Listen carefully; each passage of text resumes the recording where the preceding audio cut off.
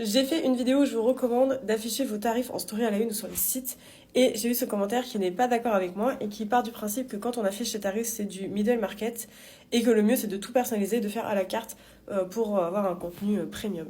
Au tout départ, quand j'ai commencé la photo, je savais pas trop comment fixer mes tarifs et du coup je faisais pas mal de devis. Aujourd'hui j'ai essayé de faire un mélange de tout ce que j'ai appris de cette expérience et de caler des tarifs cohérents en fonction de ce qu'on va me demander. Le but du coup c'est d'anticiper au max les choses. Et donc j'ai ma formule de base et après j'ai des suppléments.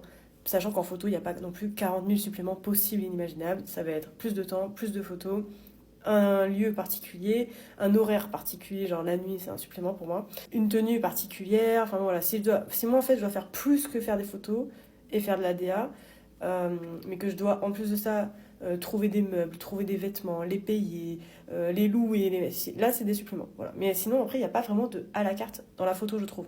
Par exemple pour les mariages, ce qu'on va me demander principalement c'est le nombre de temps, le nombre de photos. Et après on me donne aucune directive. Donc il n'y a pas de à la carte. Le seul à la carte qui est possible c'est ceux qui veulent pas prendre à la journée et qui prennent à l'horaire. Et ça, bah, je l'ai prévu. Mais tout ça, c'est affiché dans mes tarifs au final. Enfin, voilà, c'est-à-dire qu'il y a la base plus les suppléments. Et même pour la mode, du coup, c'est pareil. La base, c'est si je fais pas de DA. Si je fais de la DA, bah, c'est un coût supplémentaire. Si c'est à Babel-Wed-les-Bains, c'est supplémentaire. Si c'est en lever de soleil, c'est supplémentaire. Si je dois recruter des modèles, c'est supplémentaire. Enfin bon, voilà. En fait, j'essayais juste de tout prévoir. Après, bon, il y a toujours des trucs que j'ai pas prévus, mais je pense quand même que j'ai prévu suffisamment par rapport aux expériences que j'ai depuis 3 ans. Bah voilà, j'ai fait un topo de tout ce qui m'est arrivé en 3 ans et je l'ai condensé dans mes tarifs. Après toi, il me semble que tu es vidéaste et c'est vrai que vidéaste, c'est pas la même chose parce qu'on va peut-être te demander plus de trucs, il va peut-être y avoir plus de directives ou plus d'envies différentes, etc.